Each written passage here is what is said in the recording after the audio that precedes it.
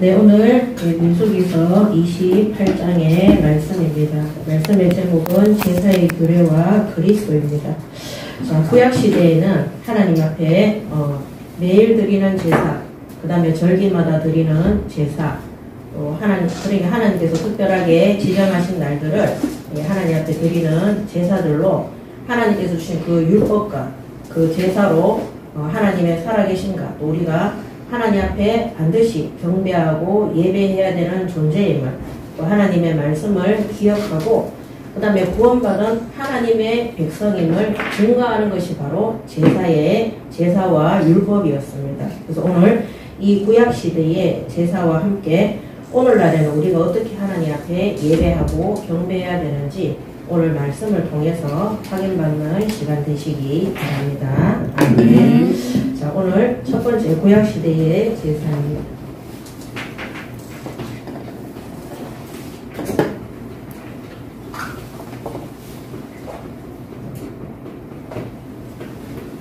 첫 번째, 이 구약시대에는 이 제사를 한 번으로 끝내는 것이 아니라 오늘 28장에도 보면 하나님 앞에 제사를 드릴 때는 이 번제단에 순양이나 수소냐 어린 양이냐 이런 하나님 앞에 예물을 반드시 드리면서 그 제사를 드려야 됩니다.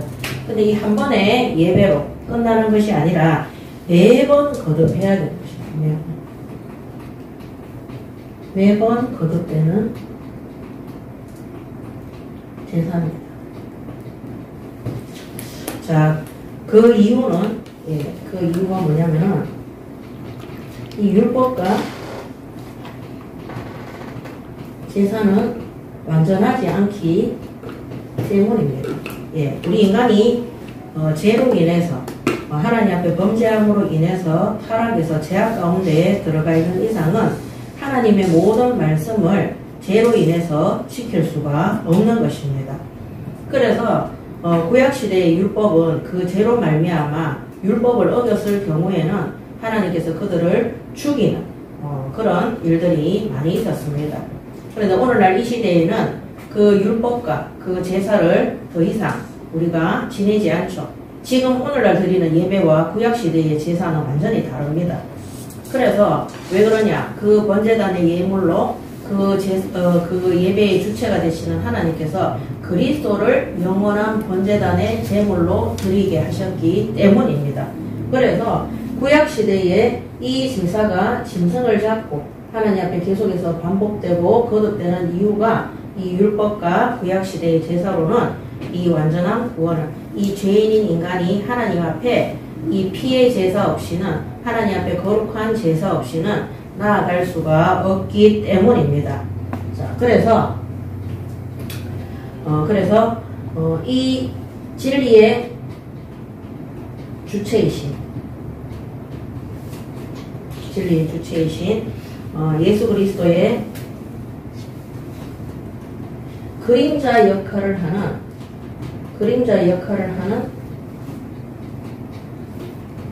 제도였어요. 그래서 예수 그리스도께서 오시기 전까지는 계속해서 매번 거듭해야 되는 것입니다. 그래서 이 드리는 제사가 바로 하나님 앞에 드리는 거잖아요. 하나님 앞에 거룩하게 드리는 제사지만은 제사기 때문에 그 자체는, 이 제사를 드리는 자체는 신성하고 거룩합니다.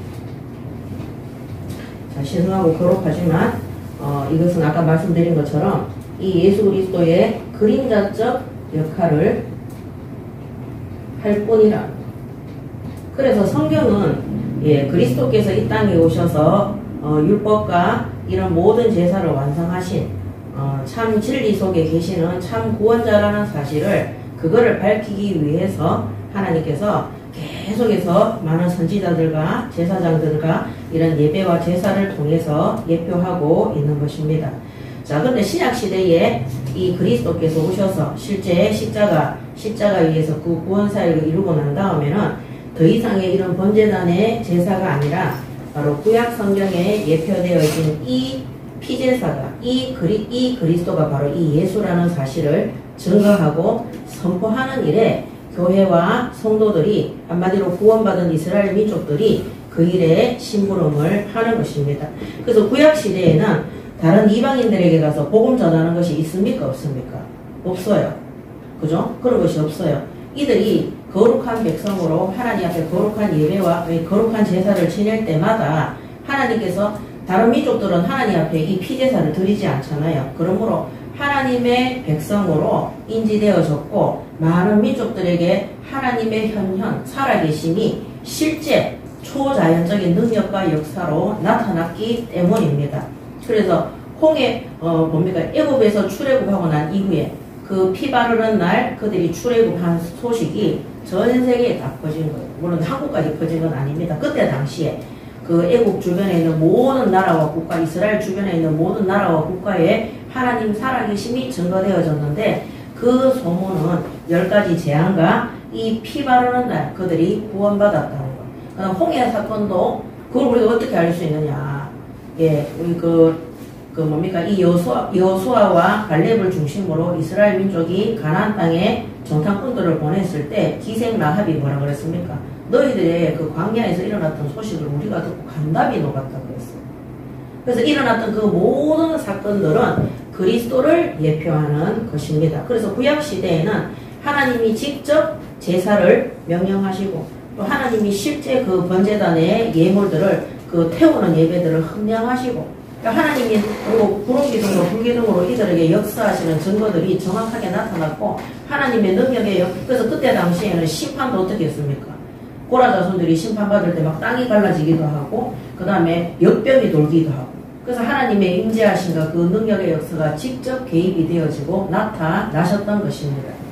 자, 그래서 하나님 앞에 거룩하게 드리는 이 제사는 신성하고 거룩하지만 결국에는 뭐냐? 그리스도께서 나타나실 것, 오실 것에 대한 그림자적 역할밖에 할 수 없다는 것입니다. 그래서 이거를 여기에 대한 것들을 나타내주고 그래서 항상 피제사가 들어가는 이유가 바로 예수 그리스도의 십자가의 죽으심과 부활하심에 대해서 나타나는 것입니다. 그래서 이것에 여기에 대해서 나타내주고 그 다음에 실제로는 예시 그래서 우리가 피제사 드리는 것은 어린 양을 흠없는 어린 양을 드리는 것은 누구를 예표하는 겁니까?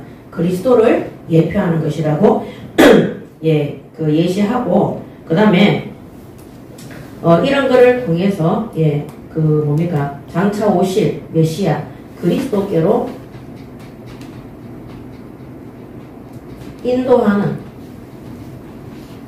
인도하는 방법이 되는 것입니다. 그래서 구약시대의 사람들도 하나님께서 여자의 후손으로 장차 메시아가 오실 거라고 자기 민족을 통해서 오실 거라고 아브라함의 씨를 통해서 내 씨로 말미암아 아브라함의 씨를 통해서 오실 것을 예표했기 때문에 그들이 하나님 앞에 이 번제단의 예배를 드릴 때마다 그리스도 우리를 구원할 참 구원자 메시아를 기억하는 것입니다.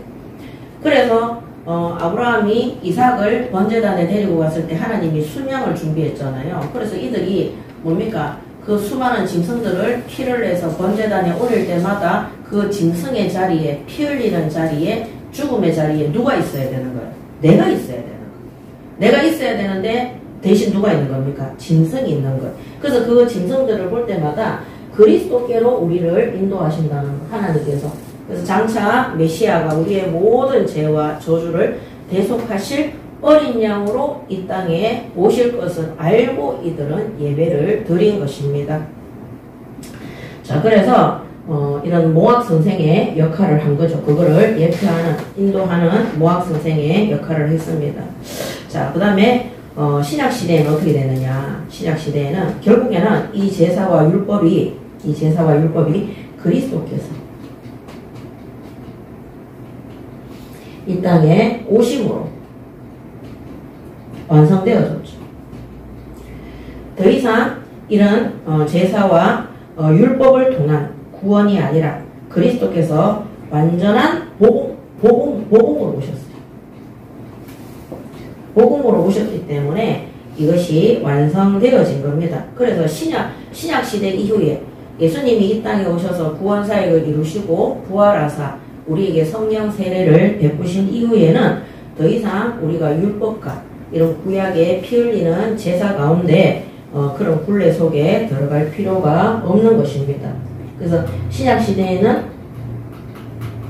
율법이 그 다음에 이 제사가 완성되어졌기 때문에 더 이상의 이런 율법적인 하나님 앞에 번제단에 피제사를 드리고 하나님의 계명을 다 지키지 않으면 죽어야 되고 이런 것들이 다 없어졌습니다. 그래서 예수님이 구약 성경에 예언되어진 말씀 그대로 이 땅에 오셨는데 끝까지 그거를 믿지 않고 방해하고 반대하고 박해하고 예수님을 십자가에 걸도록 한 사람들이 누굽니까? 바리새인들이 율법에 대해서 정통한 그런 이스라엘의 바리새인들이 그렇게 한 겁니다. 그래서 바울도 그 다음에 초대교회도 끊임없이 그 현장에서 싸워야 되는 대상이 물론 이제 흑암이겠지만 그 대상이 믿지 않는 불신자들이 아니라 하나님을 믿고 있는 유대인들을 대상으로 싸우는 겁니다. 자, 그렇다면 오늘 우리가 이런 거를 볼 때 하나님께서 우리에게 복음으로 모든 죄와 저주에서 해방하셨어요. 우리에게 완전한 복음을 주셨습니다. 그러함에도 불구하고 우리가 율법 아래, 제사 아래 그 굴레에 묶여서 벗어나지 못하고 하나님이 내게 주신 이 완전한 구원에 대해서 감사하지 못하고 율법 아래 있기 때문에 계속해서 원망과 불평, 불만하는 사람들이 있다. 그래서 여러분들이 아셔야 되는 게 그 교회 다니는 사람들이 하나님 앞에 구원에 대한 감사 외에 다른 어떤 것들을 얻어서 감사하고 싶어하는 그 모든 것들은 이 완성되어진 복음 안에서 진짜 그걸 못 깨달은 것입니다. 그렇기 때문에 율법도 있고 제사도 있는데 부족한 거예요. 이 그리스도의 그림자적 역할밖에 못하기 때문에 그래서 이때는 매일 드려야 되고 절기마다 드려야 되고 계속해서 희생제물이 바쳐져야 되고 물론 하나님 앞에 감사하는 예배들도 드렸어요. 매주 감사절 우리 이번에도 드렸잖아요. 추수감사절. 그렇지만 이런 피제사의 언약적인 관계를 매번 피로서 증명해야 되는 그런 제사를 드려야 되는 거예요. 그래서 신약시대에는 예수 그리스도께서 오심으로 이 모든 것들에서 해방받았어요. 완전한 구원이 되었기 때문에 그러면 받은 구원으로 말미암아 우리는 어떻게 된 겁니까? 하나님과 직접 대면하면서 직접 복을 받고 하나님의 자녀라는 이 어마어마한 축복 속에 들어가게 된 거예요. 그래서 우리가 예수 믿고 구원받은 사람들의 모든 감사는 뭐에 대한 감사해야 돼요? 구원에 대한 감사가 돼요. 근데 이 구원에 대한 감사가 안 되고 계속 불평불만 속에서 뭔가 물질이 주어지든지 건강이 주어지든지 그다음 내가 원하는 뜻대로 뭔가를 응답을 받았을 때 그때 감사하는 사람들은 여전히 완성되어진 복음 안에서의 이 축복된 비밀을 모르고 있고 거부하고 있는 겁니다. 이런 사람들은 많으냐? 계속해서 비난하고 비판하고 정죄하고 판단하는 거예요. 그래서 이거 못 깨닫고 못 알은 사람들이 이 유대인들이거든요. 이 구약시대에 이 율법과 제사를 그대로 유지하면서 예수님이 이 땅에 오셔서 구원사역으로 그래서 십자가 위에서 마지막 죽으실 때 다 이루었다 그랬어요. 모든 제사적, 모든 율법적인 것. 더 이상 우리가 종의 멍에를 메고 하나님 앞에 그렇게 할 필요 예수님께서 그 멍에를 다 지시고 가신 거예요. 우리는 구원 안에 모든 것들이 다 있는 거예요. 그래서 내가 받은 이 구원은 하나님의 완벽한 보호와 인도하심과 끝까지 책임을 지시는 것입니다. 그래서 여러분들이 이걸 억지로 하는 게 아니라 생각해 보세요. 만약에 우리가 구원 못 받았으면은 불신자처럼 죄악 가운데 살아야 돼요. 아무리 열심히 성공하고 노력해도 그들이 이 율법 안에 율법과 이 피제사의 이 응답이 없이는 하나님의 진노 아래에 있는 대상이에요. 그리고 그들의 끝은 뭡니까? 지옥 권세 아래에서 그 영생을 누리는 영혼은 멸망 속으로 구조경 속으로 가야 되는 거예요. 거기에서 하나님이 우리를 그리스도로 말미암아 구원했다는 것은 아까 말씀드린 것처럼 이 제사는 바로 하나님 앞에 이스라엘이 하나님의 백성이라는 것을 나타내는 증거예요. 그래서 이방 민족들은 하나님 앞에 예배 안 했잖아요. 그죠? 몰래 신한테 하고 바알 신한테 하고 아세 그러면 그들을 보호하고 인도하는 거는 누구라는 겁니까? 흑암조 귀신인 거야. 악령들인 거예요. 그래서 하나님의 보호와 하나님의 인도하심 속에 있는 것이 이제는 성령으로 우리 안에 완전하게 들어와 있는 것입니다. 그래서 우리의 감사가 구원에 대한 감사가 계속 있어야 돼요. 만약 내가 구원에 대한 감사가 없고 내가 의식주가 해결이 되어지면 감사가 좀 나오고 내가 원하는 것이 해결이 되어지면 감사가 그런 것들에 대한 감사가 나온다는 것은 거기에 대한 것들이 해결이 안 되면은 원망이 되고 불신앙이 되고 불평불만이 된다. 그래서 그런 우상 숭배적인 생활을 계속하게 되면 어떻게 되느냐. 결국에는 일평생 동안 내가 이 엄청난 축복을 받았음에도 불구하고 그거를 발견하지 못하고 깨닫지 못하니까 이 율법과 제사의 굴레 속에 살아야 되는 거예요. 그 율법이 뭡니까? 그 정죄받고 우리가 할 수 없는 것들. 그래서 오늘 우리 예인교회 성도들은 이 구약시대의 제사가 신약시대에 완전히 완성되어졌고 이것은 하나님의 완전하신 그 구원의 주체자가 하나님이시잖아요. 하나님께서 우리에게 완전한 율법과 이 제사를 완성했다는 거예요. 더 이상 우리는 이 땅에서 죄로 말미암아 저주 아래 들어가 있지 않는 것입니다. 그래서 구약시대에는 계속 거듭하면서 우리가 죄인임을 고백했어요. 그리고 그 죄인이기 때문에 하나님 앞에 못 나아가니까 중간에 누구를 세웠어요? 제사장을 세우는 거예요. 그래서 어린 양과 순양과 이 번제단에 흠없는 양들을 바치면서 우리가 죄인임을 고백하고 그 다음에는 뭐냐? 율법 속에 있었어요. 율법 속에. 그 율법을 지켜야 되는 거예요. 지키지 않으면은 죽음이에요.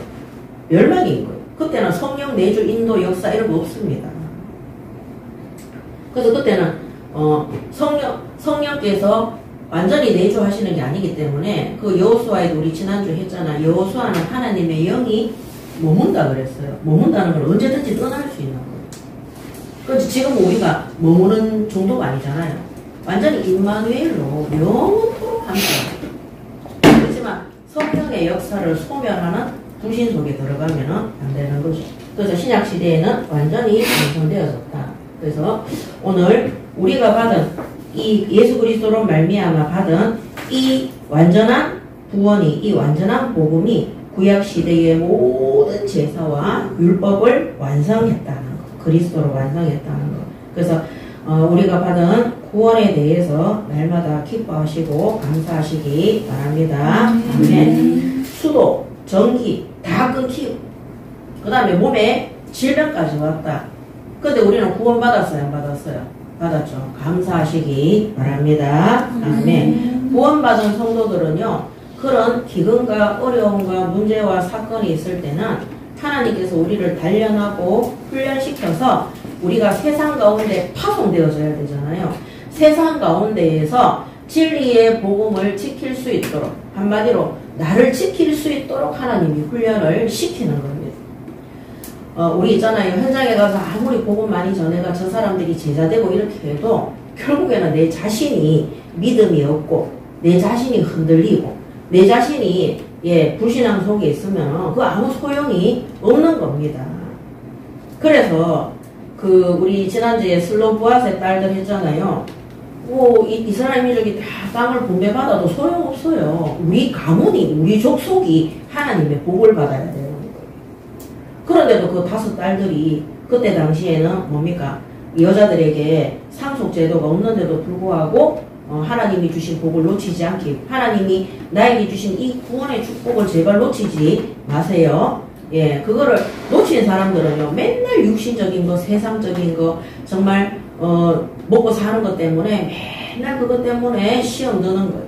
이 슬로브아스의 이 5 딸들은 하나님이 주시는 그 축복을 절대 놓치지 않고 믿음으로 도전하고 그 응답을 받아냈어요. 오늘도 우리가 다른 것 때문에 낙심하고 다른 것 때문에 내가 받은 구원에 대한 가치를 놓치고 있으면은요, 하나님이 진짜 주신 축복들을 다 놓치고 하나도 가지지 못하게 되는 것입니다. 맨날 밥, 돈, 문제 이러고 살아가야 되는 거예요. 그래서 구원받은 하나님의 백성은 하나님께서 지금 이 시대의 완전한 구원과 복음 속에서 우리를 끝까지 보호하시고 인도하시기 때문에 하나님을 믿으시고 나와 동행하시는 성령 하나님과 함께 매일 거룩한 하나님 앞에 내 자신을 뭐로 드리라고요? 산제물로 드리라. 하나님 앞에. 원래는 우리가 그 번제단의 제물로 죽어야 되는 거잖아요. 그래서 날마다 내 의를 나타내지 말고 우리에게 누가 필요합니까? 그리스도가 필요한 거. 그래서 그 하나님이 우리에게 주신 그 그리스도의 복음 속에서 날마다 감사하시고 하나님 앞에 영광을 돌리는 우리 예인교회 성도들이 되시기 바랍니다. 아멘. 자, 갈라디아서 2장 19절에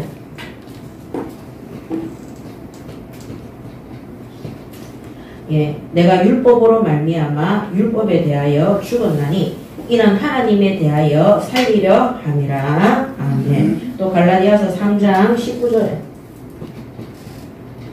3장 19절에도 그런즉 율법은 무엇이나 방법으로도 더하여진 것이라 천사들을 통하여 한 중보자의 손으로 베푸신 것인데 약속하신 자손이 오시기까지 있을 것이라 그랬어요. 그래서 율법은 예수님이 이 땅에 오셔서 구원사역을 이룰 때까지만 그 효력이 있다는, 예수님께서 오셔서 완전히 율법을 완성하신 것입니다.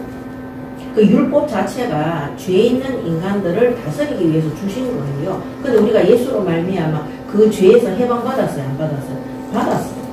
그래서 여러분들이 아셔야 되는 게 우리 특히 율법은 10계명만 있는 게 아닙니다. 이 구약 성경에 있는 하나님의 모든 말씀이 율법이에요. 절기를 지키는 것도 다 율법이에요. 근데 여러분들이 아셔야 되는 게 그럼 거기 보면은 도둑질 하지 마라, 거짓말 하지 마라, 간음하지 마라 이런 말씀들이 나오잖아요.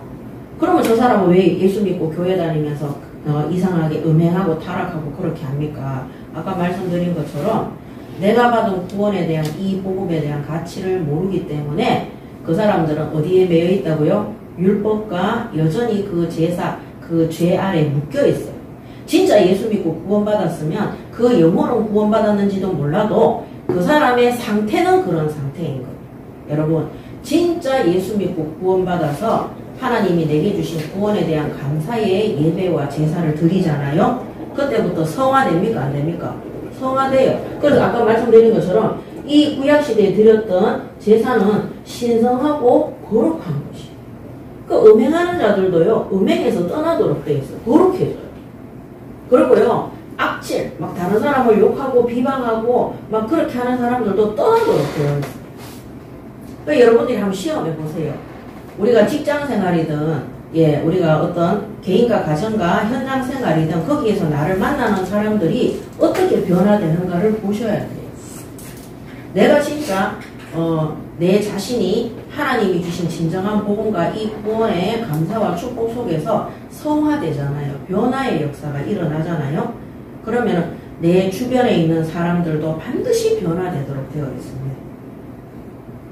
그래서 그 직장 생활 하시는, 그래서 제가 이제 이 여러분들이 이제 직장 생활 하시는 분들이 지금 우리 교회가 많으니까 알바를 하러 가서도 마찬가지예요. 제가 옛날에 현장에 가서 복음 전했는데 어떤 한 기업의 사장이 예수를 믿고 돌아왔어요. 근데 이 사람이 그 일주일 뒤부터 저한테 자기 회사에 있는 직원들 잘못된 점, 나쁜 점들을 계속 얘기하는 거예요.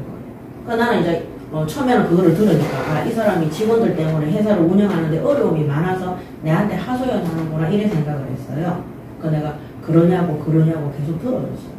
이 사람이 어느 날 예수 믿고 구원받았어요. 저랑 예배를 드리면서 은혜를 되게 많이 받았어요. 그런데 시간이 지나면서 예수 믿고 구원은 받았는데 계속 다른 사람에 대해서 그렇게 이제 다른 사람의 잘못된 거 한마디로 쉽게 말하면 이제 욕하는 거죠. 욕하는 거. 계속 하는 거. 평상시에 뭐 하느냐. 예배 끝나고 나면은 그 왜 요새는 그런 거 있는가 모르겠다. 옛날에 그 왜 스마트폰에 보면 우리 폰에 보면은 이 동그라미 공 같은 거 이렇게 퍼즐 맞춰가지고 그 게임이잖아요. 그래가지고 다른 사람들한테 공유하면은 뭐 점수가 올라오나 봐. 뭐 그런 거 있더라고요. 왜? 추천해주면. 내한테 단지 추천해요. 평상시에는 맨날 그거 하고 있어요. 그러면서 끊임없이 욕하고 하는 것들이 안 변하는 거예요. 나중에는요 제욕까지 하고 다니더라니까요. 그래서 제가 관계를 끊었어요.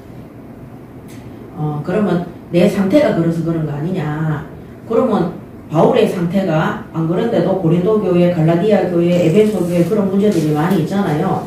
여러분들이 아셔야 되는 게 그런 예수 믿고 구원받았는데도 그런 비난과 정죄와 판단, 그런 율법 아래 있는 자들이 성화되지 않고 변화되지 않을 때는 될 수 있으면 관계를 끊는 것이 제일 좋습니다.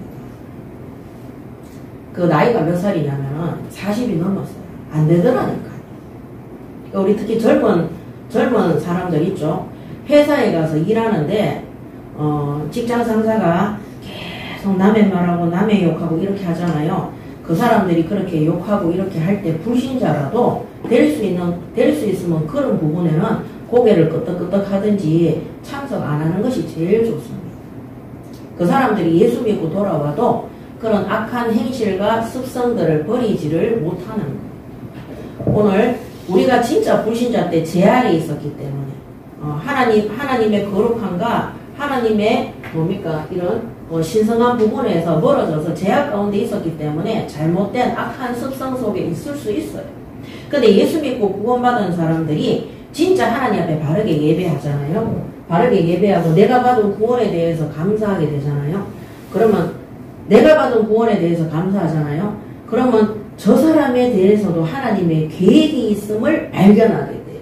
절대 욕 못합니다. 그래서 거기에 대한 예배를 드리는데도 끊임없이 그렇게 하는 사람들은요, 그 사람들은 구원만 받았지 다른 사람을 살릴 수가 없습니다. 결국 그 사장이요, 자기 직원들한테 나를 데리고 가서 복음 전했지만 나중에 그 직원들이 결국엔 어떻게 되냐, 그 사장 욕하면서 다 나갔어요. 네, 다 나갔는 걸로 알고 있어요. 지금도 그러고 있다는 소식을 제가 들었어요. 그래서 여러분, 우리가 신앙생활 할 때 하나님 앞에 거룩한 예배 속에 있을 때, 신성한 예배 속에 있을 때 우리 자신이 성화되어지고 변화되어져서 진짜 성화와 거룩과 성령의 열매를 맺을 수 있는 나 자신이 먼저 그렇게 돼야 됩니다. 그 응답 먼저 받으시기 바랍니다. 아멘. 그렇지 않으면은요, 내가 다른 사람들한테 복음 다 전해놓고요, 내 행실 때문에 성화되지 못한 내 모습 때문에 그들이 시험 들어서 교회를 떠나는 경우도 되게 많습니다. 근데 그들이 교회를 떠나는 것도 중요하지만 그것보다 더 중요한 게 뭐냐면은 내가 예수 믿고 10년, 5년, 30년 됐는데도 내가 여전히 다른 사람에 대해서 악한 말을 하고 판단하는 말을 하고 그 다음에 뭡니까? 그 사람을 고쳐줄 수 없으면 도와줄 수 없으면 그런 말 하면 안 돼요. 계속 그런 거를 버리지 못하잖아요. 그럼 어떻게 되느냐? 나중에는요, 거기에 대한 대가의 열매를 맺도록 되어 있습니다. 우리가 진짜 내 자신이 성화되어지고 변화되어지잖아요. 하나님이 내 주변에 나를 만난 사람들도 변화되고 성화될 수 있도록 하나님이 인도해 주십니다. 끝까지 버리지 않는 사람들은 바울도 뭐라 그랬냐, 그런 사람들하고는 상종도 하지 말고 만나지 말고 인사도 하지 말라 그랬어요. 다른 게 성경 말씀을 갖다가 틀리게 강론하는 것도 거짓 교사고 거짓 선지자지만 내가 예수를 믿노라 하고 여전히 불신자와 같은 그 입술을 사용해서 다른 사람을 모함하고 함부로 말하는 그 사람들도 거짓 교사고 거짓 선지자들이에요. 그래서 그런 사실을 잘 아시고 저 누굽니까? 이사야 선지자가 내 입술의 부정함에 대해서 하나님한테 회개했다 그랬죠. 그때 하나님이 즉시로 그 입술을 천사들을 통해 숯불로 찢어서 그를 용서했다고 되어 있습니다. 오늘 우리가 하나님 앞에 오늘 주일도 거룩한 예배를 드리는데 다른 것으로 받았다고 해서 감사하지 말고 진정으로 내가 받은 구원에 대해서 감사하시고 받은 구원에 대한 감사와 함께 우리 자신이 날마다 나의 악함과 잘못된 습성 속에서 떠나서 거룩하고 신성한 하나님의 형상을 날마다 보고 배우고 회복하는 자리에 들어가시기 바랍니다. 아멘. 자, 히브리서 10장 1절. 10장 1절에 율법은 장차 올 좋은 일의 그림자일 뿐이요 참 형상이 아니므로 해마다 늘 드리는 같은 제사로는 나아오는 자들을 언제나 온전하게 할 수 없느니라. 아멘. 그래서 매번 제사를 드려야 되는 겁니다. 자, 두 번째, 오늘 여기 본문에 나와 있는 제사에 대해서, 오늘 이 본문에 나와 있는 제사의 종류에 대해서 오늘 말씀을 보도록 하겠습니다. 28장 1절에서 31절까지죠. 첫 번째, 28장 1절에 여호와께서 모세에게 말씀하여 이르시되 이스라엘 자손에게 명령하여 그들에게 이르라. 내 헌물, 내 음식인 화제물, 내 향기로운 것은 너희가 그 정한 시기에 삼가 내게 바칠지니라. 이렇게 되어 있습니다. 자, 오늘 하나님이 뭐라겠냐? 이스라엘 자손에게 명령했다고 되어 있어요. 그래서 하나님 앞에 드리는 이 제사는 하나님의 명령이기 때문에 해도 되고 안 해도 되는 것이 아니고 반드시 지켜야 되는 것입니다. 자, 그러면서 그들에게 이르되 내 헌물, 내 음식, 내 향기로운 것, 그 다음에 내게 바칠지어다 그랬어요. 그럼 제사의 주체가 누구인 겁니까? 하나님이 제사의 주체예요. 오늘 우리가 드리는 이 예배의 주체도 누구냐? 하나님이에요. 그래서 하나님께 하나님의 것을 드리는 겁니다. 하나님이 내게 주신 인생을 하나님 앞에 헌신하는 겁니다. 그 헌물을 드리는 것입니다.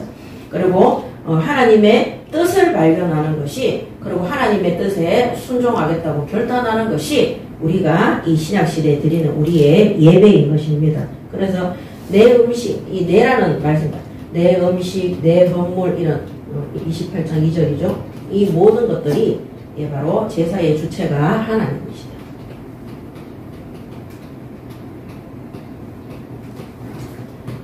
하나님께서 제사의 주체가 되기 때문에 우리 인간이 드리고 싶다고 해서 드리는 게 아니라 하나님의 명령이고 하나님께서 주관하시는 것이기 때문에 구원받은 성도들은 반드시 예배에 참석해야 되는 것입니다.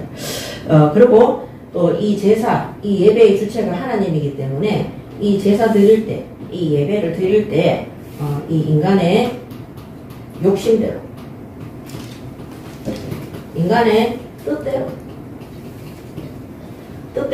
그 다음에 자신의 원하는 소망, 뜻대로, 뜻대로 이 소망을 채우기 위한 제사가 아닙니다. 이 제사의 주체가 하나님이기 때문에. 그래서 내가 하나님 앞에 드리는 이 예배가 내 욕심을 위해서, 내가 원하는 내 뜻을 위해서, 내가 바라는 소망을 위해서 그것을 얻기 위한 뭡니까? 방법이 돼서는 안 되는 겁니다. 이 방법. 그거 얻기 위한 방법이 돼서는 절대 안 되는 겁니다. 그래서 이 예배는 오직 하나님께 영광 돌리고, 오직 하나님께 영광을 돌리고, 그 다음에 하나님의 뜻을 하는, 하나님의 뜻을 하는 예배를 드려야 되는 겁니다. 그리고 하나님이 이 예배를 통해서 하나님의 뜻을 밝히 드러내시는 거예요. 그래서 하나님의 뜻을 하는 거예요. 하나님이 하나님의 뜻을 밝히 드러내시는 거예요. 그래서 주일날 교회 와서 자꾸 자고 막 뭡니까? 다른 생각에 몸은 이래가 눈은 탁 이래 힘주고 있는데도 머릿속에서 계속 딴 생각하고 있잖아요. 그러니까 하나님이 자신의 뜻을 예배를 통해서 제사 속에서 드러내시는데도 못 깨달아요. 하나님의 뜻을 모르는 거예요. 그러니까 주중에도 누구 뜻대로 사느냐? 자신의 뜻대로 사는 거.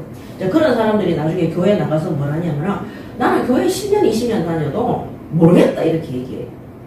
응답받은 거 있습니까? 지난번에 내가 전에 제가 그 교회에 어떤 권사님이 저한테 그 얘기 하더라니까. 그때 제가 교회 권사였거든요. 권사님 저한테 상담받는 분이었는데, 권사님 제가 얼마 전에 하나님 앞에 드려야 되는 헌금을 못 냈는데 그 주간에 교통사고가 나가지고 자기가 돈을 몇십만 원 깨졌다는 거예요. 하나님이 내가 헌금 똑바로 하니까 나를 쳤다는 거예요. 하나님이 돈 몇십만 원 때문에 자신을 치는 아주 옹졸한 사람으로, 옹졸한 분으로 만들어, 치사한 분으로. 그래서 제가 물어봤어요. 그러면 그 주간에 강단 말씀이 혹시 뭐였는지 기억나요? 모르겠다는 거예요. 여러분, 하나님의 뜻을, 하나님이 자신의 뜻을 밝히 드러내는데도요, 내가 내 계획과 내 소망과 내 뜻에 확 잡혀 있잖아요. 하나님의 뜻을 알지 못하는 거예요. 그래서 예배를 실컷 드리고 교회를 열심히 다녔는데도 불구하고 하나님의 뜻을 알지 못하니까 이 예배가 뭡니까? 이 구약시대에 이 제사를 드릴 때는 제사장이 있고 피제사를 드리고 레위지파들이 심부름을 하고 백성들이 거룩하게 있었어요. 거룩한 자리이기 때문에. 그런데 이 거룩한 의식이어야 되는데 어떻게 되느냐. 그냥 내 원하는 대로 안 되니까 그냥 그 시간에 와서 그냥 종교생활하는 거예요. 그래서 막 졸기도 하고 딴 생각하기도 하고. 우리가 진짜 이 이스라엘 민족이 하나님 앞에 제사를 드릴 때 하나님이 하나님의 뜻을 밝게 알고 하나님께 영광을 돌릴 수 있도록 자기의 육신의 욕심과 동기와 야망과 소망을 싹 제해야 돼요. 거룩하신 하나님 앞에 거룩하게 경배하고 하나님께 영광을 드리는 그런 예배를 드려야 되는 것입니다. 그럼 어떻게 되느냐. 지금 오늘날 이 시대에는 하나님께 영광을 드리고 하나님의 뜻을 알고 그러므로 하나님께 감사하는 예배, 감사하는 의식이 되어야 되는 것입니다. 그래서 이것이 바로 제사의 주체가 하나님이시라는 것. 그래서 이런 예배를 드리는 자들은요, 주일날 예배 드리면 큰 은혜와 응답을 받습니다. 또 중요한 일이 있을 때 하나님께서 말씀으로 미리 우리가 가야 되는 그 길을 밝히 보여주시는 중요한 말씀을 주시는 거예요. 주일날 찬양하고 성가대 서고 헌신하고 안내석에 서고 밥 준비하고 오만 거 다 했는데 이거 안 되잖아요. 그러면 그 사람은 주일날 와서 예배 드린 게 아니라 그냥 봉사활동하다 간 거예요. 얼마나 그거는 어리석은 짓이고 그 무서운 일인지 모릅니다. 그래서 제가 그런 상태예요. 제가 주일학교도 다니고 미션스쿨도 다니고 그 다음에 대학부 청년부에 가서 헌신도 하고 봉사하고 철야 예배, 새벽 기도, 뭐 금요 예배, 수요 예배, 주중 예배 학교도 똑바로 안 다닌 것 같아요. 근데 중요한 거는 뭐냐면 제가 생각해보면은요, 제가 그렇게 예배를 드리고 기도를 하고 이렇게 하는데 항상 제 마음속에 하나님을 원망하는 마음이 있었어요. 그리고 말씀드린 것처럼 학교 생활 똑바로 못했어요. 대학에 갔는데 대학 생활을 똑바로 항상 학교 그만두고 싶었어요. 아침에 학교 가는 거 너무 힘들었어요. 왜? 그때 맨날 데모하고 이랬거든요. 그리고 우리과 친구들 맨날 술 마시고 하는 그런 것들이 정말 내 마음에 안 들었어요. 그래서 제가 나중에 30살에 복음 받았을 때 제일 후회되어졌던 게 그거였어요. 내가 대학 다닐 때 이 복음을 정말 깨달았더라면 우리 과에 있는 그 많은 선배들, 내 친구들이 다 이 복음 몰라가지고 그들이 괴로워하고 고통받고 있었거든요. 그들이 고통받는 그 고통에 나도 고통받고 있었거든요. 그때 내가 복음 전할 수 있었을 텐데 너무 안타까웠어요. 그래서 특히 우리 주일학교를 담당하고 있는 우리 부교육자들 있잖아요. 정말 아이들한테 전하는 이 말씀이 그들이 정말 복음을 정확하게 깨닫고 세상 가운데에서 빛과 같은 생활을 할 수 있도록, 빛과 같은 자기 자신도 빛의 삶을 살아가고 또 자기 친구들에게도 선생님들에게도 정말 교수들에게도 이 빛을 발할 수 있는 제자 될 수 있도록 그렇게 기도로 말씀으로 그들이 올바른 예배를 드릴 수 있도록 온전한 구원의 감사에 기뻐하며 그 세상 가운데에서 삶이 빛의 삶이 될 수 있도록 헌신하시고 도우시기 바랍니다. 아멘. 그래서 주일학교를 담당하고 있는 우리 전도사들, 전도인들 정말 중요합니다. 그냥 허공에 지르는 메시지가 아니라 정말 이 말씀을 아이들이 듣고, 그리고 그 주일날 여러분들이 했던 메시지 있잖아요. 그냥 주일날 듣는 걸로 끝내지 말고 주중에 그 산업 현장에 아이들 나를 통해서 구원받은 아이들 있잖아요. 그 아이들이 와서 예배 드릴 수 있도록 걔들 어차피 집에 가봐야 뭐합니까? 게임하고 있어요. 친구들 만났을 때도 게임하고 있어요. 걔들이 요새는 얼마든지 이 동영상으로 연결해 줄 수 있잖아요. 그 애들 중에는 선생님 교회에 가고 싶어요. 선생님하고 예배 드리고 싶어요. 이런 애들이 진짜 많아요. 그럼 그런 애들한테 내가 사실은 그 전도사님이 교회에서 이런 말씀 심부름 한다. 일요일날 거기서 예배 드리라고 무슨 전달해 보세요. 왜? 만약 그게 문제되면 직장 그만두면 내가 맨날 얘기하지만 우선순위가 다 그게 올라가잖아요. 살리는 거. 그래서 이 하나님께 감사하는 의식이 되는 제사가 돼야지만이 우리가 거룩해지고 성화되어지고 변화되어지고, 그런 이스라엘 민족을 하나님이 끝까지 보호하시고 가나안 땅에 들어가서 이방 선교의 빛으로 하나님 살아계심을 나타내는 증인으로 사용하시는 것입니다. 자, 그래서 자, 두 번째 그 다음에 3절부터 3절부터 31절까지 28장 3절부터 31절까지 제사가 나옵니다. 여기 보면 2절에 이스라엘 자손에게 명령하여 그들에게 이르라. 내 헌물 내 음식인 화제물 내 향기로운 것은 너희가 그 정한 시기에 삼가 내게 바칠지니라. 또 그들에게 이르라. 너희가 여호와께 드린 화제는 이러하니 1년 되고 흠없는 순양을 매일 2마리씩 상번제로 드리되 어린 양 1마리는 아침에 드리고 어린 양 1마리는 해질 때에 드릴 것이요. 또 고운 가루 10분의 1 에바에 빻아낸 기름 4분의 1 흰을 섞어서 소제로 드릴 것이니 이는 시내 산에서 정한 상번제로서 여호와께 드리는 향기로운 화제며 또 그 전제는 어린 양 1마리에 4분의 1 흰안을 드리되 거룩한 곳에서 여호와께 독주의 전제를 부어 드릴 것이며 해질 때에는 두 번째 어린 양을 드리되 아침에 드린 소제와 전제와 같이 여호와께 향기로운 화제로 드릴 것이니라. 오늘 이 제사에 대해서 드리는 방법이 자세합니까? 안 자세합니까? 자세해요. 지금까지 민수기, 레위기, 민수기 15장에도 보면은 하나님 앞에 예배하고 제사하는 방식에 대해서 나오고 레위기에도 나오거든요. 거기는 굉장히 특히 레위기 같은 경우는 광대하게 적어놨어요. 여기는 간결하게 이 상번제 아침에 한 번, 저녁에 한 번 매일 드리는 예배인 거예요. 하나님이 정확하게 명시를 가나안 땅 들어가기 전에 정확하게 하는 것입니다. 오늘 우리가 하나님 앞에 매일 드리는 예배, 그 다음에 절기마다 드리는 예배, 그 다음에 1년에 드리는 예배, 이런 예배들을 하나님 앞에 잊어버리지 말고 정확하게 기억하고 드려야 되는 거예요. 특히 우리 예인교회는 공예배가 많습니다. 화요일부터 화, 수, 목, 금, 그 다음에 주일 예배, 주일에도 1부, 2부, 그 다음에 주일학교 예배, 그 다음에 주중에는 새벽 예배 이렇게 있습니다. 그 예배 드리는 거 우리 마음대로 하는 거 아닙니다. 하나님께서 우리 교회에 꼭 필요한 얼마 전에 우리 교회 전도사가 여름에 우리 뭐 수련회 없습니다. 올해는 옛날에는 개척했을 때 수련회 이런 거 정말 많이 했잖아요. 그죠? 많이 했는데 그 수련회보다 더 중요한 것이 뭐냐? 오늘 하나님이 우리에게 예배하라고 제사하라고 주신 그 예배를 정확하게 하나님 앞에 지키고 예배에서 우리가 거룩한 성도가 되어서 우리의 삶이 현장에서도 거룩한 이 삶의 이 빛의 열매를 맺고 빛을 발하는 올바른 그리스도인의 삶을 살아가도록 연장되는 것입니다. 그래서 오늘 여기 보면은 상번제 예배, 안식일 예배, 초하루 예배, 유월절 예배, 77절 예배, 또 중간에 보면 6월절에는 무교절 예배에 대한 것들도 나옵니다. 자, 그렇다면 이런 모든 예배를 지킬 때 우리가 하나님 앞에 첫 번째로 해야 되는 것이 뭐냐면은 이 예배를 통해서 하나님과 구원받은 성도가 이스라엘 민족이 언약적 관계 속에 있다. 이에 대해서 감사하는 예배를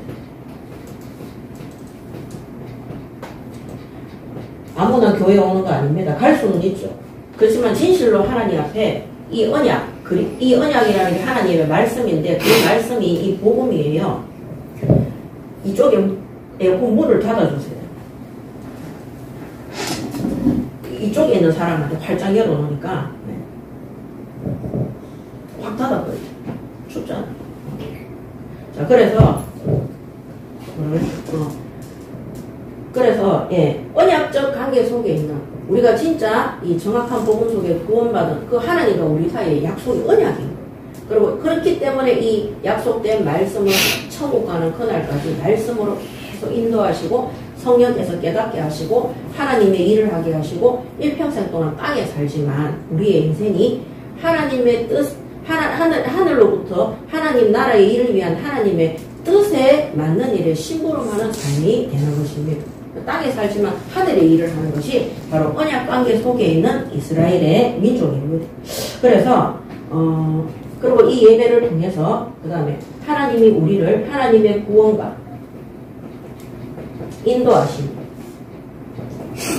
하나님과 언약적 관계 속에 있으니까 이 언약 예배 속에 있으니까 하나님 우리를 인도하시겠죠.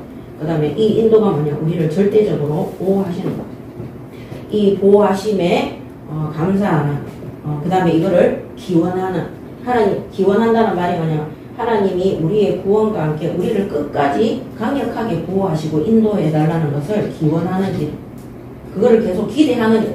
그래서 우리 기도할 때 하나님께서 저 같은 경우도 예수님 재림하시는 그날까지 우리가 부패되지 않고 변절되지 않고 이 하나님의 보호하심과 인도하심 속에서 끝까지 하나님이 원하시는 일에 심부름할 수 있도록 하나님이 인도해달라고 보호해달라고 우리가 간구하고 간절히 기도하는 것입니다.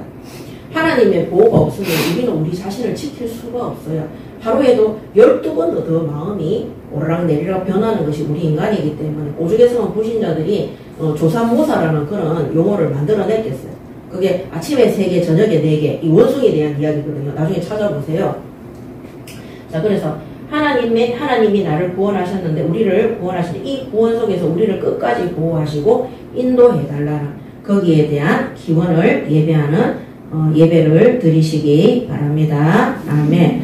자, 그러므로 이런 예배를 통해서 뭐를 알아야 되냐면 존재. 구원받은 이스라엘 백성들이 이 성도들의 존재의 근거가 뭐냐, 나의 존재의 이유를 이 제사를 드리면서 발견하는 것. 이 피제사로 말미암아 내가 구원받은 하나님의 백성으로서 나의 가치에 대한 존재를 확인하는 것입니다.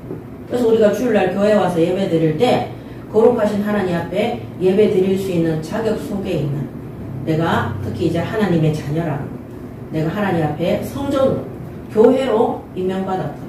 또 성령께서 내주하시고 인도하사 하나님의 영이 항상 24시 나와 일평생 동안 나를 인도하시고 역사하고 또 거룩하신 하나님의 전에 이제는 예수님께서 피발림으로 우리를 모든 죄에서 해방했기 때문에 이제는 하나님과 어떻게 합니까?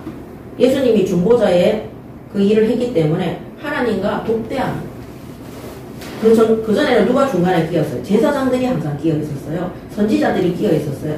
이제는 하나님과 우리의 이 삶이 하나님과 1대1의 삶이 되는 것입니다. 그래서 우리의 존재가 너무나 거룩하고 귀한 존재죠.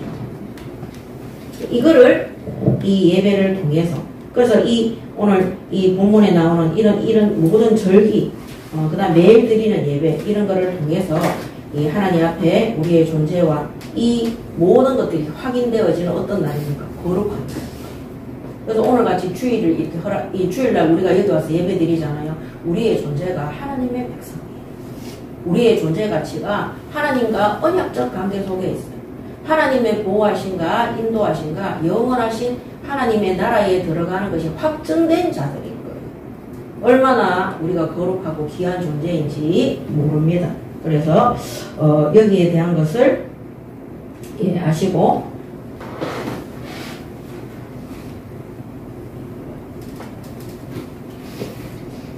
그 다음에 여기에 대한 예배를 보면은요.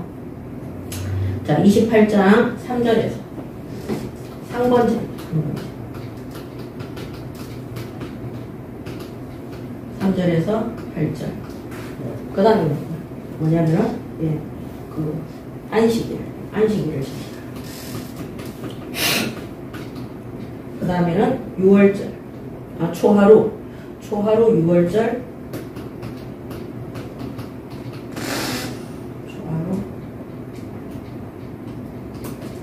6월절 그 다음에 추수감사절인 맥주절인 77절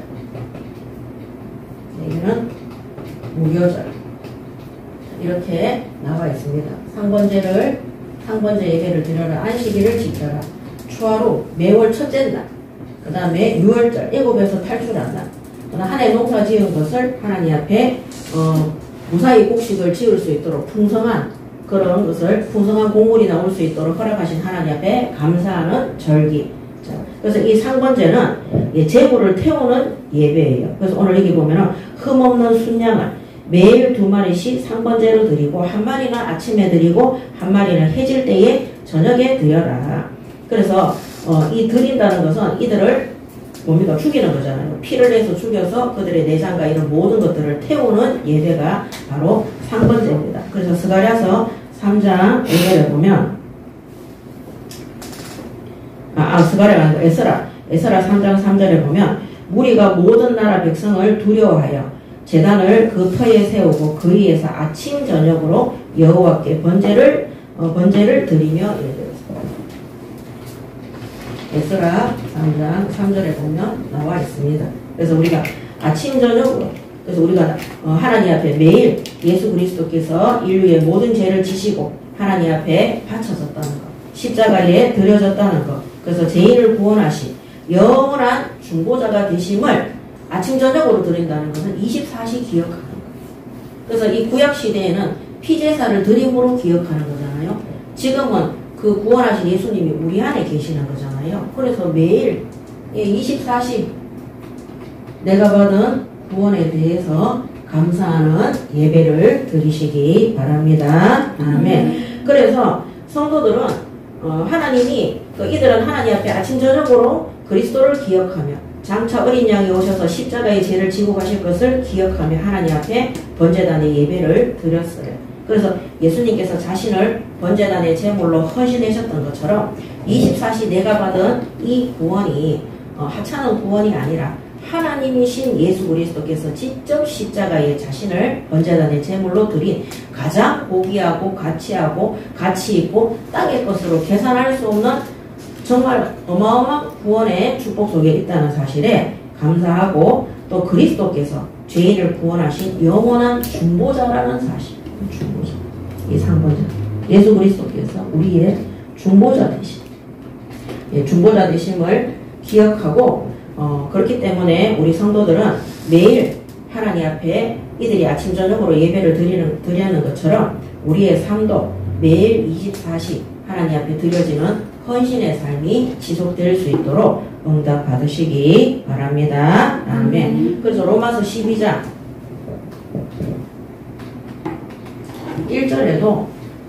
1절에도 그러므로 형제들아 내가 하나님의 모든 자비하심으로 너희를 권하노니 너희 몸을 하나님이 기뻐하시는 거룩한 산제물로 드리라.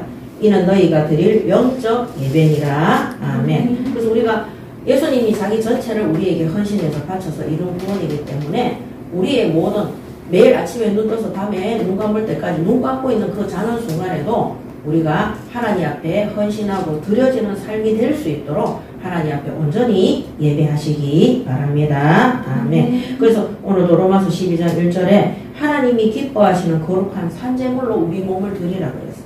이것이 너희가 드릴 영적 예배라고 그랬습니다. 얼마나 감사한지 모릅니다. 하나님 앞에 드리는 영적 예배를 드리는 우리의 영과 혼과 육신과 우리의 모든 삶이 하나님을 위해서 드리는 헌신하는 삶이다.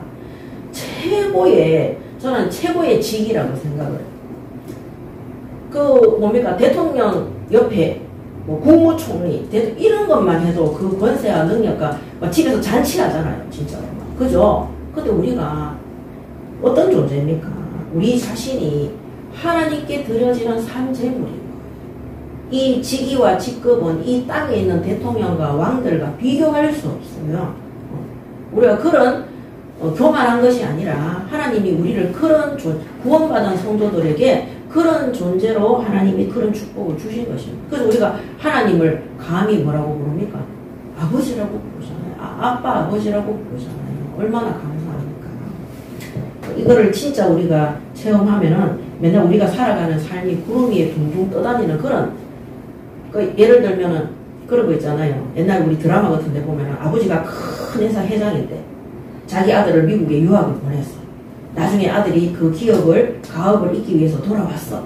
근데 그 아버지가 뭐라느냐. 너는 저 말단 공모사원으로 내려가서 거기서부터 회사가 어떻게 돌아가는지 차근차근 배워서 올라와.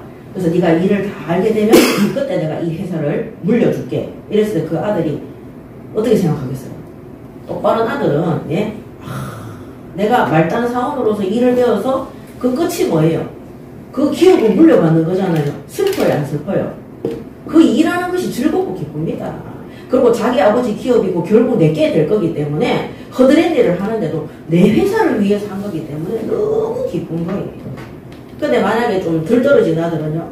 내가 회장 아들인데 내가 그런 것부터 하겠어요? 아버지 저는 못합니다. 저 상무자리 주세요 하면은 아버지가 어떤 생각하겠어요? 너는 아웃이야. 그러면 다른 형제들 보겠죠. 자식이 한두 명만 있는 게 아니니까.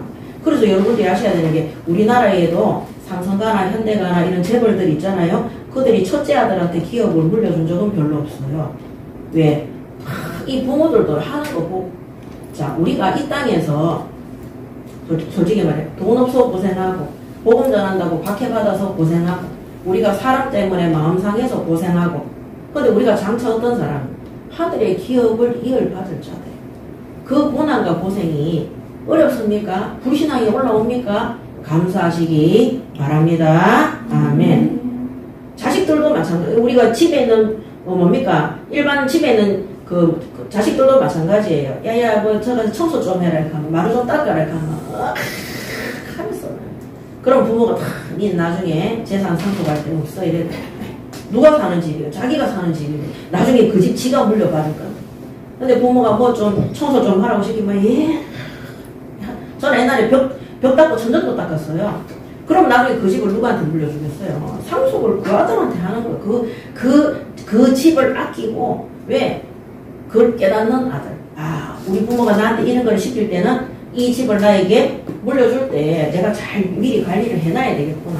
그런 사람은 근데 부모도 그런 자식을 다 점 찍어놔요. 하나님도 마찬가지입니다. 우리가 하늘의 기업을 이어받을 자고 이 땅에서도 하늘의 축복을 받도록 되어 있어요. 그런데 뭐 사육 좀 시키고 직분 좀 주면 불평불만하고 뭡니까 의식주 때문에 문제 오면 원망하고 그러면 있잖아요. 이 땅에서 맨날 고생하면서 살아요. 똑같이 예수 믿는데 똑같이 어려운 환경 속에 있는데 똑같이 환난 속에 있는데 자기의 육신과 육신의 동기와 소망 속에 있는 사람들은 늘 불평불만이고 응답받지 못합니다. 그러니까 그 불평불만의 삶을 그 삶이 올 수밖에 없는 그 어려운 삶을 살아야 되는 거예요. 근데 우리가 하나님을 아바 아버지로 부르고 우리가 하늘의 기업을 받은 자가 맞고 하나님의 예배의 제사에 참여하는 자들이에요. 그런 자들인데 우리가 지금 잠깐 당하는 고난과 어려움과 힘든가 정말 박해가요. 하나님의 영광을 위한 것이고 하나님의 기업을 위한 것이라면 그것조차 아까 말씀드린 것처럼 회장 아들이 훈련받아서 그 기업을 가업을 이어받는 것처럼 그 훈련인 거예요. 그 욥이 그거 깨달았을 때 뭐라 합니까? 그가 나를 아시나니 그가 나를 단련시킨 후에는 나를 정금같이 사용하시리. 아시아의 동방에서 최고로 응답받았어요. 오늘 우리가 드리는 이 예배가 그런 상번제 예배가 되시기 바랍니다. 아멘. 우리 자신을 영적 산 예배로 드리시기 바랍니다. 아멘. 자, 그 다음에 안식일을 지키라고. 안식일에는 1년 되고 흠없는 순양 2마리와 고운 가루 10분의 2의 기름 섞은 소재와 그 전제를 드릴 것이니 이는 상번제와 그 전제 외에 매 안식일에 번제니라. 자, 출애굽기 20장 8절에서 11절에 8절에서 11절에 하나님이 안식일을 지키라고 명령하셨습니다. 안식일을 기억하며 거룩하게 지키라. 엿새 동안은 힘써 내 모든 일을 행할 것이나 일곱째 날은 내 하나님 여호와의 안식일인즉 너나 내 아들이나 내 딸이나 내 남종이나 내 여종이나 내 가축이나 내 문 안에 머무는 객이라도 아무 일도 하지 말라. 이는 엿새 동안에 나 여호와가 하늘과 땅과 바다와 그 가운데 모든 것을 만들고 일곱째 날에 쉬었음이라. 그러므로 나 여호와가 안식일을 복되게 하여 그날을 거룩하게 하였느니라. 아멘. 자, 이 안식일은요, 우리가 안식일날 아무 일도 하지 말고 쉬어라 하는 이 말은 육신적으로 쾌락적으로 놀러 다니라는 말이 절대 아닙니다. 하나님 앞에 온전히 예배하는 것에 드리는 날이 되라는 겁니다. 그래서 하나님이 친히 거룩하게 구별하신 날이 안식일입니다. 그래서 우리가 주일날 될 수 있으면 일 안 하는 게 맞습니다. 저도 옛날에 주일까지 일해야 되는 것들이 정말 많은데 저는 주일날 일 안 했어요. 하나님 앞에 온전히 예배드리고 그 다음에 먼 지역에 있잖아요. 저도 다른 지역에 있잖아요. 아무리 가까워도 고속도로 타고 거기를 20년 18년씩 다니는 하루 한 주도 안 빠지고 가는 거는 그거 진짜 하나님의 은혜고 진짜 하나님 보호하심입니다. 어떻게 그렇게 되느냐? 최우선으로 하는 주일날 예배드리는 것을 최우선으로 하는. 만약에 다른 지역에 일이 있어서 갔다. 토요일날 밤 12시 전에 반드시 돌아옵니다. 아니면 그 전날 미리 가서 자든지. 미리 가서 자든지 그 지역에 가서 그렇게 해서라도 반드시 제가 다니는 교회에 와서 예배를 드릴 수 있도록, 왜냐하면 하나님이 안식일을 거룩히 지키라고 명령하셨기 때문입니다. 그래서 하나님의 백성이라는 표시가 또 안식일을 지키는 것입니다. 그래서 하나님 앞에 주일 예배를 바르게 드리시고 하나님 앞에 우리가 구원받은 백성이라는 그 응답을 날마다 받으시기 바랍니다. 아멘. 그 다음에 이제 초하루 예배입니다. 자, 이 초하루 예배는 매월 첫째 날 드리는 겁니다. 그래서 초하루에는 매월 첫째 날에는 수송아지 2마리와 순양 1마리와 1년 되고 흠없는 순양 7마리로 여호와께 번제를 드리되, 전부 다 이 모든 예배가 그리스도를 예표하는 예배입니다. 자, 그래서 이 초하루니까 매월 첫째 달이잖아요. 그러면 한 달 동안 한 달 동안 우리가 그리스도 안에서 복음 안에서 하나님 이스라엘 민족을 지키시고 그 다음에 보호하시니 그거를 기억하는 예배를 드리는 것입니다.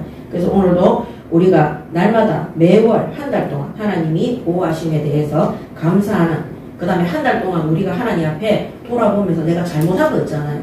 사죄할 거, 회개할 거, 그런 사죄에 대한 제사입니다. 그래서 초하루, 매월 초하루 날 하나님 앞에 절기 예배를 드리면서 한 달 동안 내가 어떻게 하나님 앞에 하나님께서 우리를 보호하시고 인도하심에 감사하고 우리가 하나님 앞에 잘못된 거, 회개할 거, 또 우리가 하나님 앞에 응답 확인할 거, 이런 것들을 점검하며 예배 드리시기 바랍니다. 아멘. 자, 그 다음에 28장 16절에서 25절, 여기는 이제 6월절에 대해서 나옵니다. 이 6월절은 출애굽기 12장, 출애굽기 12장 1절에서 14절에 기록되어져 있습니다. 찾아보시기 바랍니다. 자, 애굽에서 해방받은 것에 대한 감사하는 예배입니다. 그래서 모든 구원의 근거가 누구에게 있습니까? 하나님께 있습니다. 하나님이 이들을 출애굽시킵니다. 이 구원의 근본이 누구냐? 하나님이십니다. 하나님께서 어린 양의 피 바르는 날, 그날 애굽에서 노예되었던 저주 아래에 있던 거기에서 전부 다 살았어요. 피 바르지 않는 사람들은 다 어떻게, 그 집의 장자들이 다 죽음으로 하나님의 근본적인 구원 속에서 그들이 구원을 받은 것을 기념하는 것입니다. 그래서 오늘 내가 받은 이 구원은 나의 열심과 노력으로 받은 것이 절대 아닙니다. 하나님께서 하신 것입니다. 그래서 날마다 6월절을 기념하는, 그리고 17절에서 25절에 보면 무교절, 무교절에 대해서 나와 있습니다. 자, 그 다음에 28장 26절에서 31절에 보면 77절, 우리 지난주에 맥주 감사절 예배 드렸죠. 맥주절, 그 다음 오순절, 또 초실절이라고도 합니다. 자, 이 하나님께서 한 해 동안 가나안 땅에서 농사 지었던 이것을 하나님이 풍성하게 축복하셔서 하나님 앞에 헌신하고 감사하는 예배가 바로 77절 예배입니다. 그래서 이 맥추절, 보리가 있는 계절, 그래서 이제 한국은 봄에도 한번 드리고, 이번에는 7월 첫째 주에 우리가 맥추절 감사 예배로 드렸잖아요. 또 가을에 우리가 추수감사절 예배로 드리게 됩니다. 그래서 하나님께서 우리가 먹고 마실 수 있도록 우리의 모든 기업과 산업을 축복하셔서, 우리 교회에 영양실조 걸린 사람 없죠? 못 먹어서 힘든 사람 없죠? 다 하나님께서 우리를 부유하게 먹을 거, 입을 거 채우신 것에 대해서 감사하는, 그 다음에 맥추절은 반년을 돌아본다고 그랬잖아요. 6개월 동안 하나님이 우리를 보호하시고 인도하시며 우리가 맺은 열매가, 그 곡물이 우리의 그리스도인에서의 삶의 열매가 어떤 것인지 또 점검하고 하나님이 은혜 주신 것에 감사하는 예배. 그래서 남은 반년 동안 또 그것을 또 열매 맺을 수 있는 그런 응답받는 우리 예인교회 성도들 되시기 바랍니다. 아멘. 자, 마지막 결론입니다. 결론. 자, 오늘 상번제를 통해서, 그 다음에 절기마다 드리는 예배를 통해서 우리가 하나님 앞에 어떻게 해야 되냐. 첫 번째, 매일 드리는 예배로,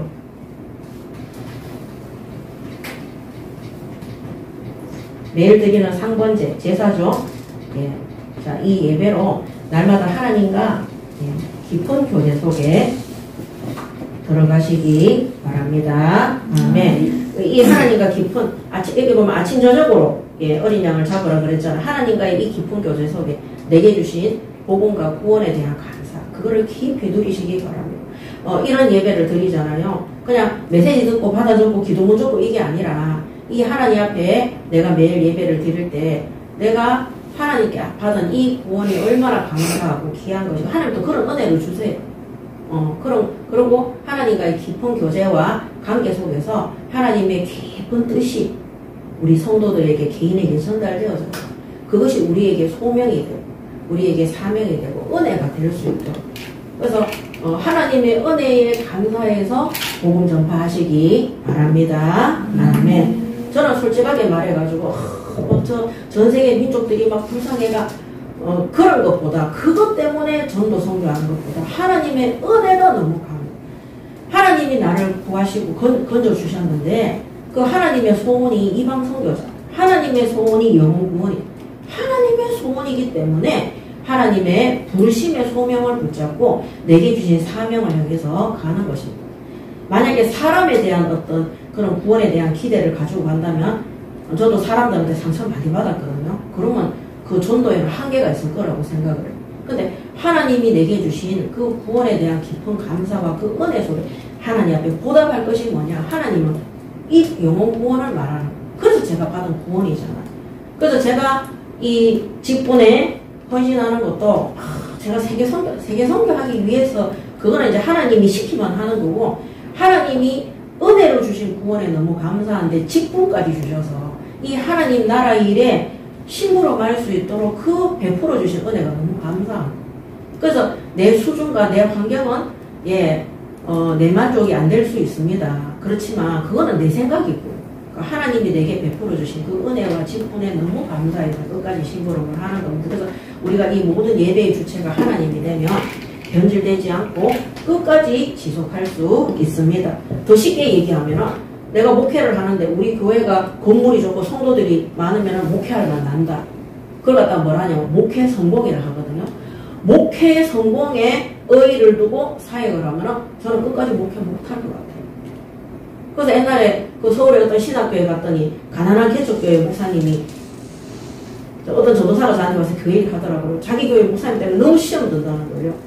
목사님이 설교하기 전에 기도하는 게 아니라 그 찬양 인도하잖아요. 앞에서 메시지 하기 전에 전도사가 그럼 목사님 밖에 나가서 창밖에서 성도들 몇 명 하는가 계속 세아리고 있대요. 세아리면서 그날에 메시지가 달라진대요. 제가 그 얘기 듣는데 있잖아요. 그 목사님 너무 힘들겠다. 마음이 막 정말 지옥이겠다. 그거 세아리고 있다는 것이 뭐로 연결이 되는 거예요? 헌금하고 연결이 되는 거예요. 목사님 먹고 살기 힘든 거예요.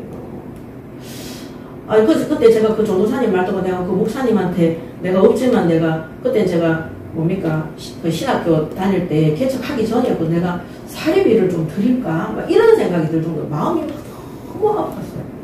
그 목사님 목회 얼마나 할까? 그런 생각도 되게 많이 들었어요. 여러분, 저도 목회 성공에 들잖아요. 변질되면 안 됩니다. 여러분들도요, 내가 구원받은 하나님 백성으로 내가 잘 먹고 잘 사는 것에 목적을 두잖아요. 여러분들 신앙생활 오래 못합니다. 돈으로 문제 딱 터지잖아요. 대반에 원망하고요. 교회 떠납니다. 사람 때문에 시험 들잖아요. 교회 옮긴다니까요.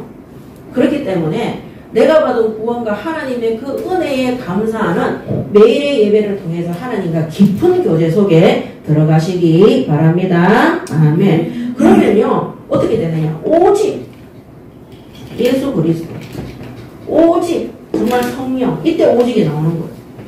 이 오직 예수 그리스도, 이 복음과 성령의 역사 속에 우리가 인도함을 받을 수 있게 됩니다.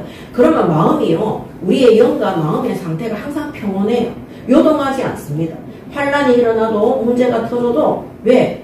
하나님과 깊은 교제 속에 내가 받은 구원이 완전하다는 사실을 알고 있기 때문에 그 환란이 전도의 문이었어요. 우리 지난번 현장 예배 때 사도행전에서 항상 박해와 환란이 일어날 때마다 바울이 어떻게 했어요?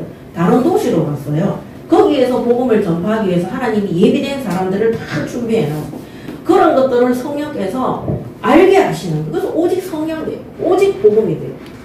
그래서 이런 깊은 교제의 시간을 날마다 놓치지 마시기 바랍니다. 아멘. 이것이 매일 드리는 예배 속에서.